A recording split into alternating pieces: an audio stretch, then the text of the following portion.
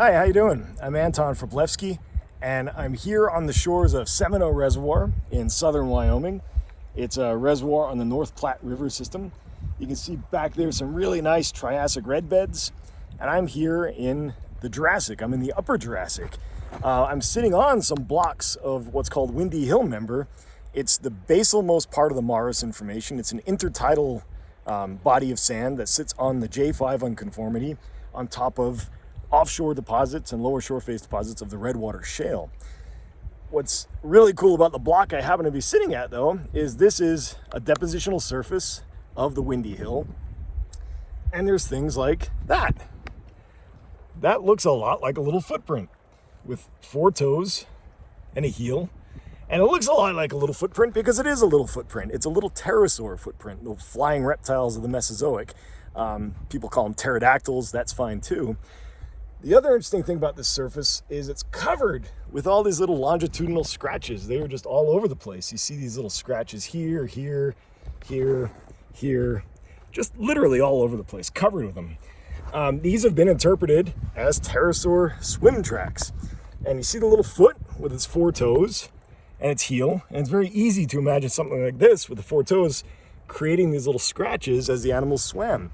So just like ducks today, just like gulls, just like a lot of wading birds, pterosaurs, especially in the Jurassic, their fossils are usually found in marine deposits like lagoonal deposits in Solnhofen in Germany and Bavaria.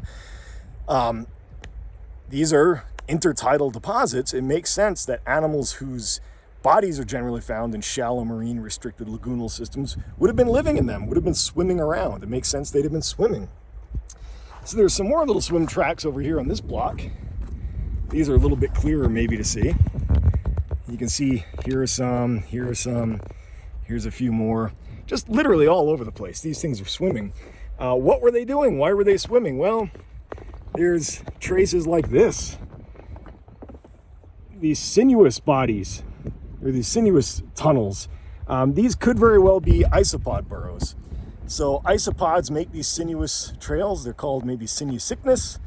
It makes sense that an animal like a pterosaur with sharp little pointy teeth, some of them might have been eating algae and microorganisms like geese and ducks. Some of them might actually have been hunting these isopods. So we find, possible isopod burrows in the exact same surfaces that we find the little pterosaur swimming tracks.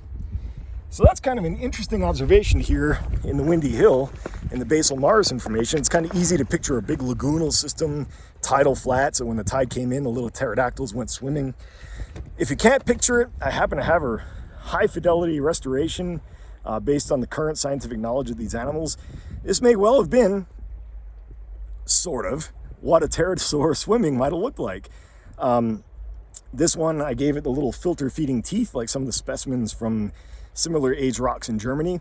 You can see its little foot kicking. Its fingers on its wings might not have been too much use when it was swimming. They used them when they were walking like little bats, but as they were swimming, they might have just kind of kicked along like a little duck or an eider or some sort of subaquatic animal.